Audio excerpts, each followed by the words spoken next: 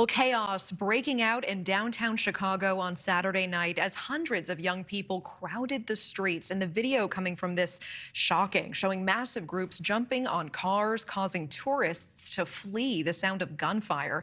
2 teens were hospitalized after they were shot in all of this. News Nation affiliate WGN's Courtney Spinelli has the latest on the city's response. Right now, things are much quieter than last night when hundreds of young people flooded this area, prompting a massive police response. During it, 2 teens were shot and rushed to the hospital, both said to be in fair condition. This right here is what it looked like on the streets of Chicago Saturday night. We had people jumping on cars. This is insane. Large numbers of young people crowding the area of the loop from Michigan Avenue to Clark Street and could be seen jumping on parked cars and smashing windows. 2 times, groups of teens were also seen punching, kicking, and stomping on someone on the ground. The crime in Chicago is simply out of hand. It's nuts. Community activists outraged and calling on city leaders to help address the crime. We need to give the Chicago Police Department the funding and the resources that they need to take care of this crime in our communities. As chaos unfolded Saturday night, it was enough to disrupt traffic and CTA service. Officers flooded the scene, attempting to control the crowds. There needs to be more respect for our police officers. There needs to be more law and order. The punks outside in the street, they don't care. They can do anything they want. In the midst of it all, shots were fired just after 9, leaving 2 teens injured. A 17-year-old boy was hit in the leg, and a 16-year-old boy was shot in the arm. There were crowds in the streets, there were people yelling, there were police cars, so I used my running capability and we basically ran back to our hotel. Margaret Vatum says she came to Chicago to see the ballet, but it was the scene in front of her that caused her to move quickly back to her hotel.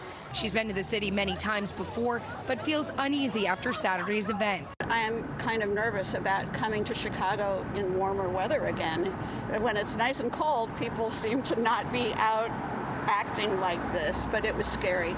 Locals Stuart and Heidi Floyd say they only saw a large group of kids, but didn't see anything destructive happening. When we walked by, it was a large group of kids, and they were just kids being kids. So we didn't see any of the vandalism or destruction. Meantime, this isn't the first time this weekend police have responded to a massive group of teens. Hundreds took over 31st Street Beach Friday night, where a 14-year-old boy was also shot.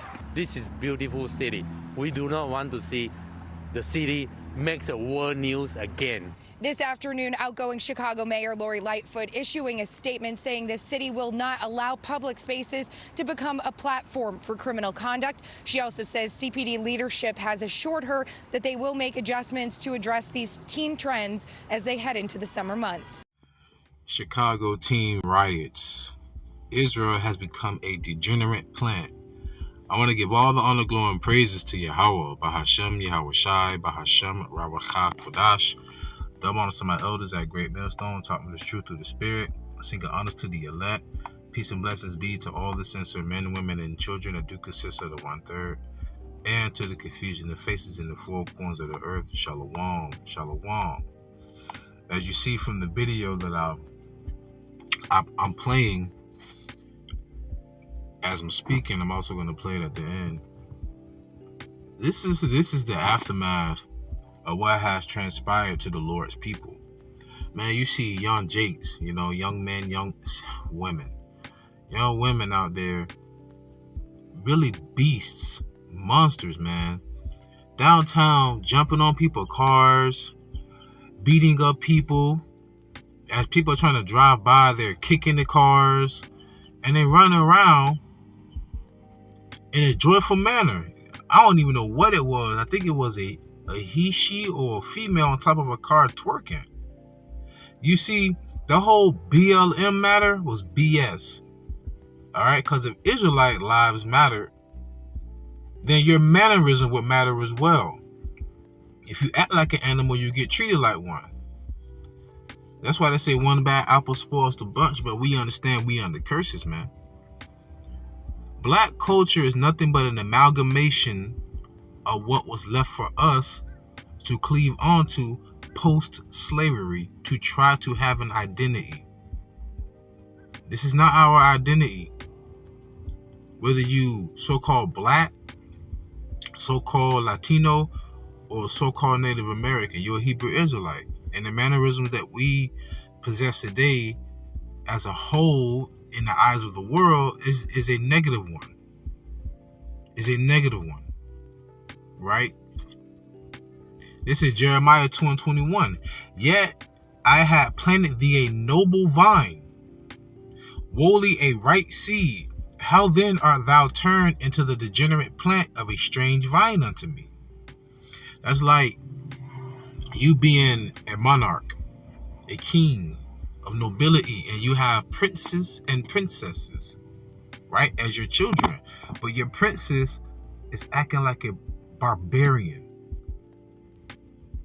They're acting like a wild beast. And it's bringing shame unto your name, unto your family, right? So when we say we the Hebrew Israelites, because for one, we do fit the curses, everybody want to use those curses against us, looking at the image that we display about ourselves in everyday life. Understandable. But if you can agree with those curses that befall us, then what about the blessing that's coming as well? The Lord said he planted thee a noble vine. What does that mean? The laws, statutes, and commandments are a royal heritage, which Moses got over 613 laws. He didn't just get 10 He didn't just get 10 laws for 40 days and 40 nights, people. Let's be rational here.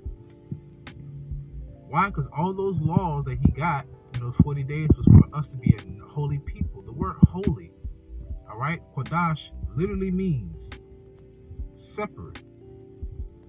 That's what it means. And our heritage makes us holier than the other nations. Why? Because the Lord separated us from them to be a noble vine. But look at what we have become now. Cutting half our hair off with dreads on top, dyeing our hair. Man, I had this young Judahite at my job. She literally had Nickelodeon orange hair that went to the middle of her back. And she had to help me get something when I was, ringing out at the store. Like, that's the state our people are in right now. Walk around looking like a Skittle. It's embarrassing. But this is also that ensign that the Lord will have upon us forever. What does it mean? No, these curses are not going to be on us forever. But it will be forever spoken of what the Lord did to his people because we did not keep our end of the covenant, which is what the law, statutes, and commandment. Hence, we're not in the new covenant because the Lord said he will put his laws in our inward parts. Hence, what's going on in Chicago, what happened in Chicago a couple of days ago, or a few days ago, I should say, or some days ago, depending on when you listen to this. All that is a prime example. We're not in a new covenant. They ain't keeping the law, right? But listen to this, Isaiah 47:6. I was wroth with my people. I have polluted my inheritance and given them into thine hand. And to whose hand? The bases of men. The violence of the vilest. Esau. Look at the history of how they treated us prior to the Emancipation and Proclamation. And it didn't get any better. Because majority of the hangings happened after that.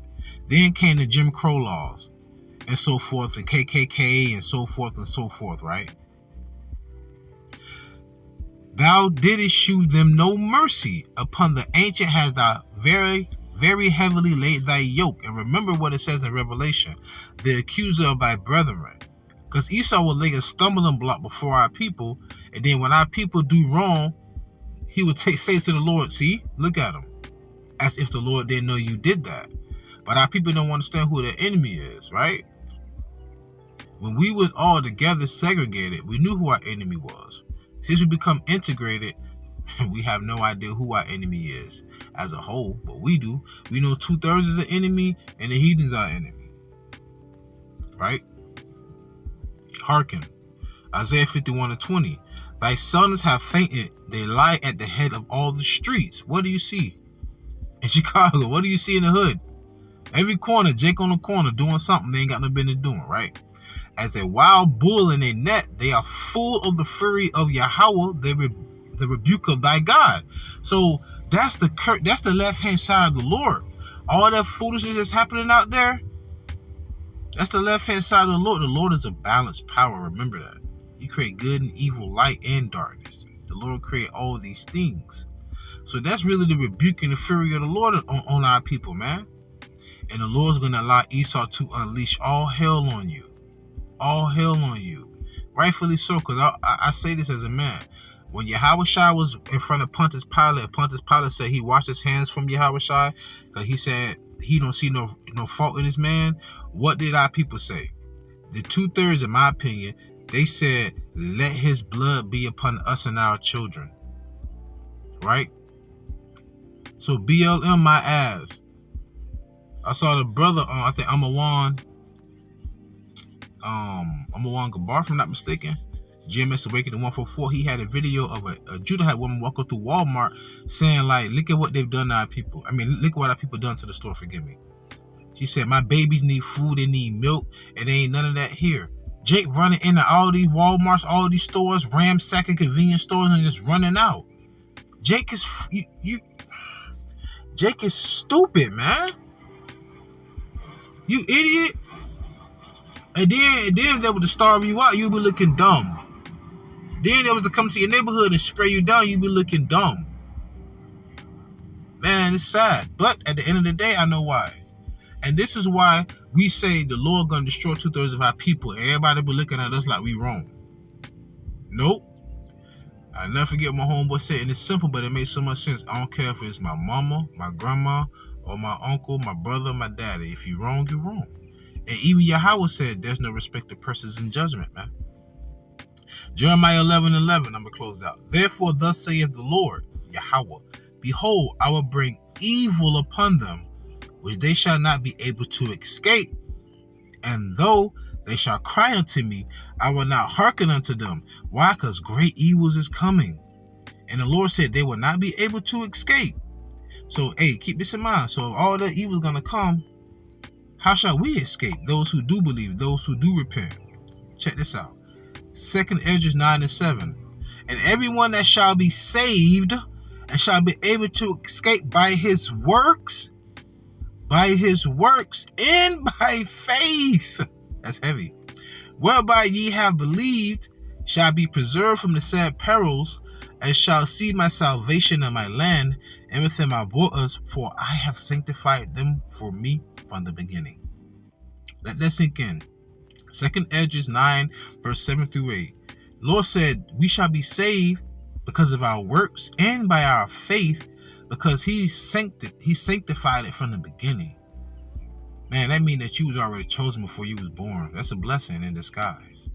But nonetheless, though, I pray that you were edified and fed. Stay in the spirit. Don't fear it. Just endure it. Ask for forgiveness. Pray without ceasing. Stay humble. Remain diligent. Kwamacha Allah. Mafla Babal. Shalom.